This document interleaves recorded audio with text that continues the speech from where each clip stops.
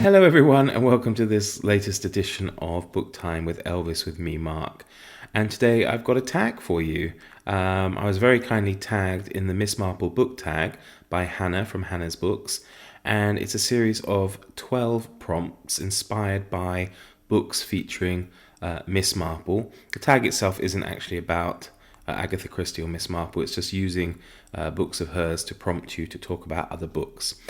So, the first prompt is The Murder at the Vicarage, and this is a book about or set in a small town or village. Now, when I was doing this, actually, this applies to most of the prompts, I thought there are a lot of classic works that would fit them quite well, and that perhaps in that case other people might go for them. So I've tried to kind of keep it to more modern reading, perhaps, certainly within the 20th and 21st centuries. It's just, I wanted to challenge myself a little bit more. So anyway, going back to that, a book about or set in a small town or village. I went with actually a John Grisham book and A Time to Kill. I believe I saw the film before I read the book, but I certainly enjoyed the book. And this is set in the small town of Clanton, Mississippi. You're probably all aware of what happens there, but of course there's a black man who has his daughter, his 10-year-old daughter, sexually assaulted by some drunken white young men. He then proceeds to take matter into his own hands, and I can't remember if he kills all of them, but certainly he does shoot some of them. And then it's about the trial that results in that, and was he justified in doing so? And of course he's defended by a white lawyer. The Ku Klux Klan gets involved, and racial tensions in the town run high. And I think it's a really good book. I don't know what people think about John Grisham. I think I said in one of my other videos that I didn't really read anything from Grisham after about 2001, 2002, but certainly all the books he wrote before then I did read, and I greatly enjoyed them.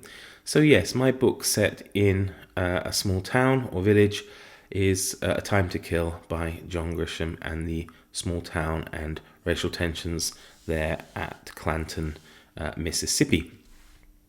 The second prompt is The Body in the Library, and this is a book with a pivotal scene set in a library.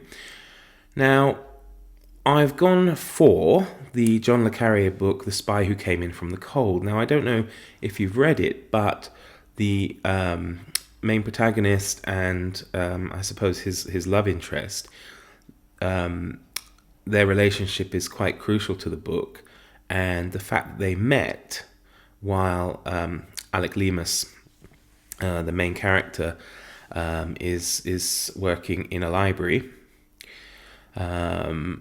He meets Liz Gold, who is a librarian at the same library, and that's where they meet, and that's where their relationship starts. So from my mind, that's quite pivotal, and so I chose, The Spy Who Came In From the Cold as my book, which has a pivotal scene set in a library.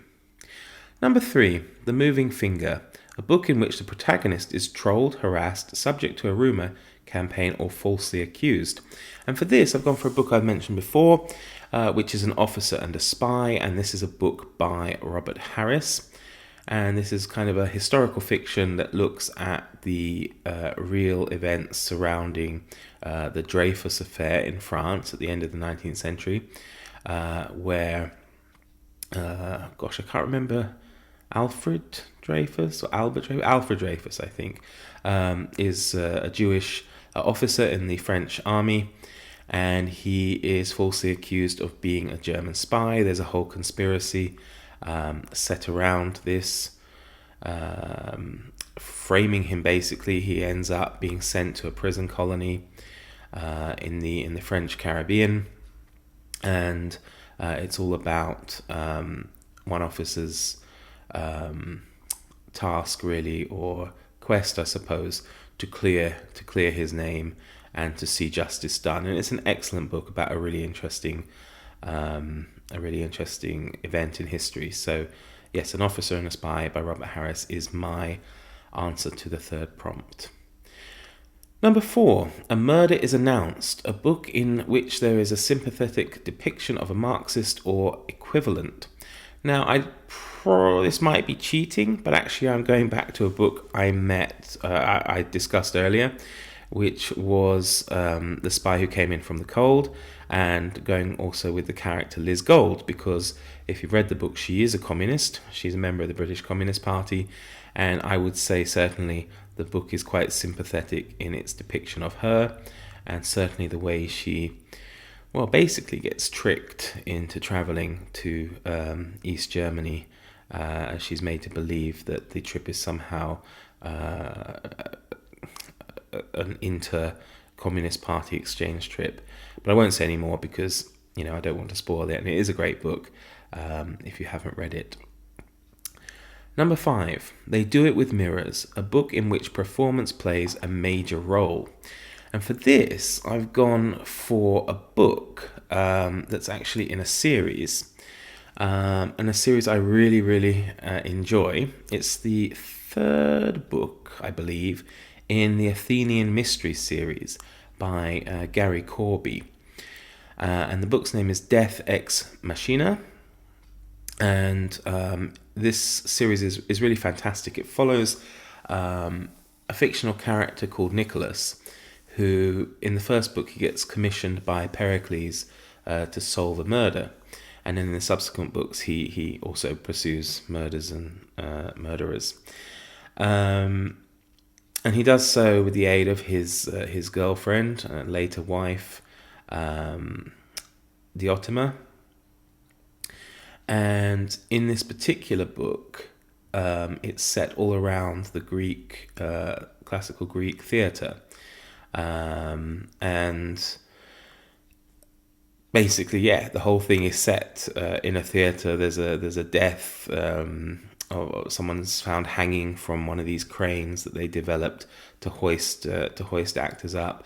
What I like about this book is though it's historical fiction, maybe cozy mystery a little bit as well, I don't know, but it does have real characters in it. So actually, the family that Nicholas grows up in, his younger brother is Socrates, or will be Socrates. He is Socrates, but as a child.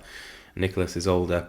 And so, the mother is a midwife, just as Socrates' mother was, and the father is a sculptor, just as Socrates' father was. And as I said, a lot of the characters in it are real people. The playwrights are all real. I'm loath to say who they are because I find them very difficult to pronounce, even though I find them very interesting. But I'm not going to try it because I always get tongue-tied trying to say names like I'm not going to bother, but you probably know who I mean. But certainly it's all done around a theatre festival in Athens, and it's an excellent book, and the series is excellent. If you like ancient history, if you like murder mysteries, it's a great combination. I thoroughly recommend the Athenian Mystery series by Gary Colby. Anyway, sorry, I rambled a bit there, didn't I? Next one, number 6, A Pocket Full of Rye, a book based upon or inspired by a nursery rhyme, fairy tale, myth, or other work of fiction. Now, I've gone for a strange little book here. I don't know if many of you have read it. It's called Little Hands Clapping. And the book itself perhaps is not based on a fairy tale, but the title does come from Robert Browning's poem on the Pied Piper. And I suppose the book itself could be looked at a very dark and macabre fairy tale in its own right. When I was trying to remind myself of some of the things about it, I did look through Goodreads, and it's interesting to read the comments by people. They describe it as grotesque, dark comedy, sordid, witty. They put trigger warnings in because it deals with suicide, sexual abuse, and cannibalism. I'm sure some of you are thinking, that sounds pretty good.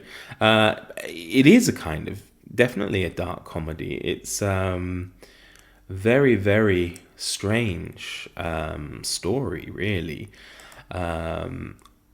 They put it in the genre of horror, but I don't know if it really is, because I wouldn't say it's scary. It's just bizarre, but quite good. I mean, I enjoyed it.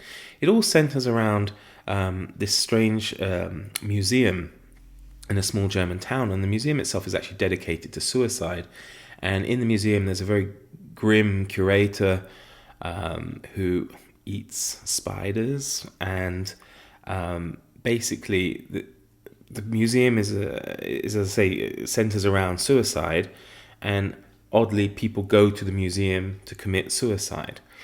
And then there's just all sorts of really strange characters in it. There's a woman who's obsessed with Pavarotti, and they call her Mrs. Pavarotti because she's kind of somehow managed to, her husband starts to look like him.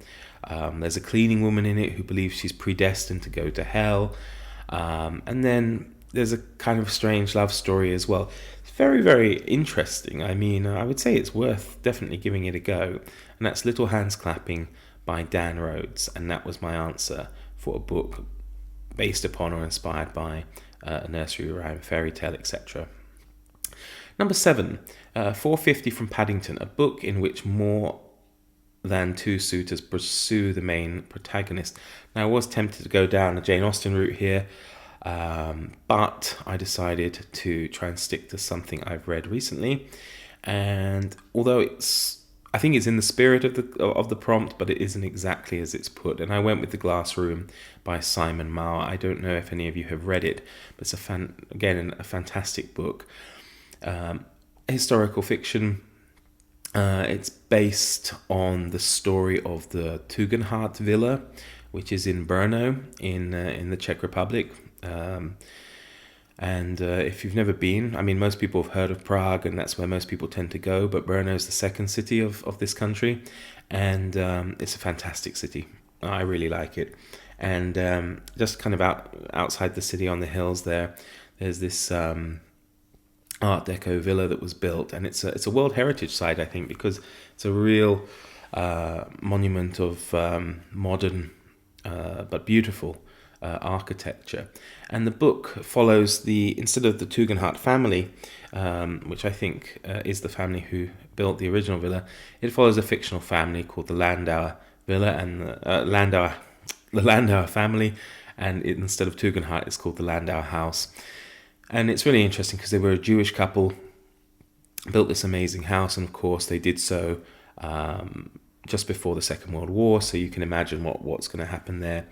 The way the book fits in with the prompt is because there is a love triangle, and I think that's kind of in the spirit of the prompt, between Mr. Landauer, his wife, and a prostitute that he knows in Austria.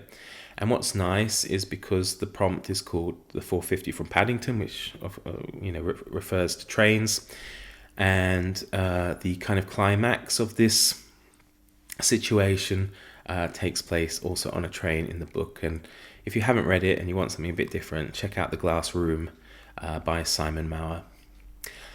Okay, next one. The Mirror Cracked from Side to Side, a book about a changing world.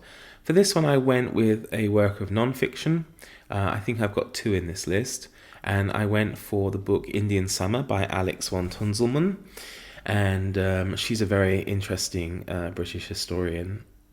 Interesting to look at as well, because she kind of has blue hair and all sorts of things. But she wrote this book Indian Summer, and it's kind of like a dual biography of Nehru and Mountbatten, and it's all to do with the partition of India and the end of the British Empire there, and how India was going to move forward after the British left. And it's really interesting, but really page-turning, great characters in it. Of course, you've got Gandhi, as well as many others. So yeah, that's the one I went for, because I think it is a book that certainly shows a changing world from the end of the British Raj to the independence of the Indian nation.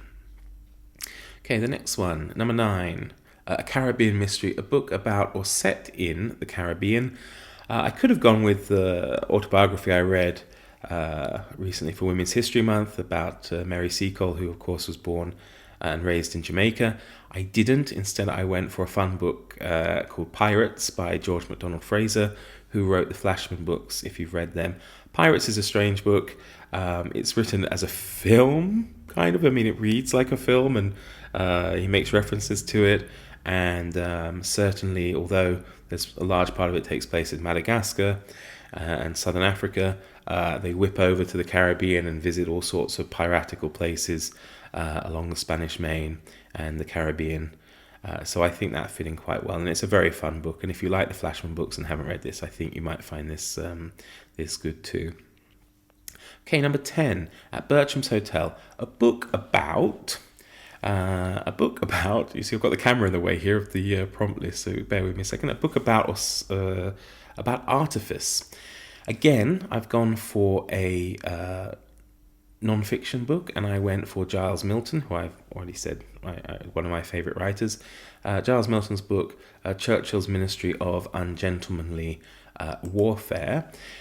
And this is a fantastic book following 6 men whose only goal is the destruction of Hitler's war machine. And it's all about it's a true story.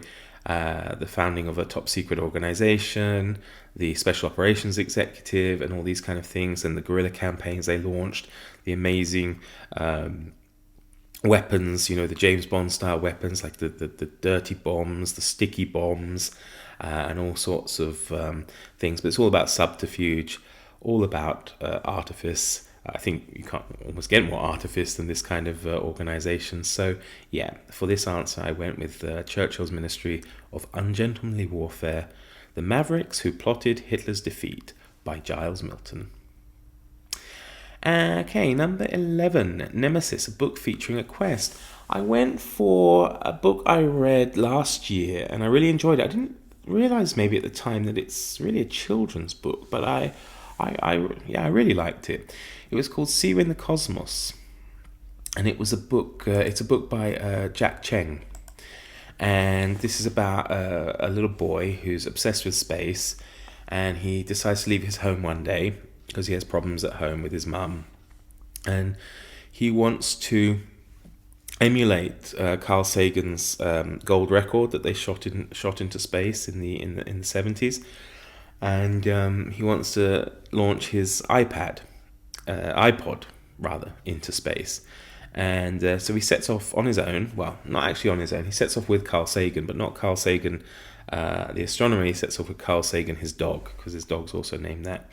And they kind of travel across the US. I think they go from like Colorado through to New Mexico, Las Vegas, Los Angeles, etc., all to reach some kind of conference where there's a meeting of astronomers, cosmetologists, etc.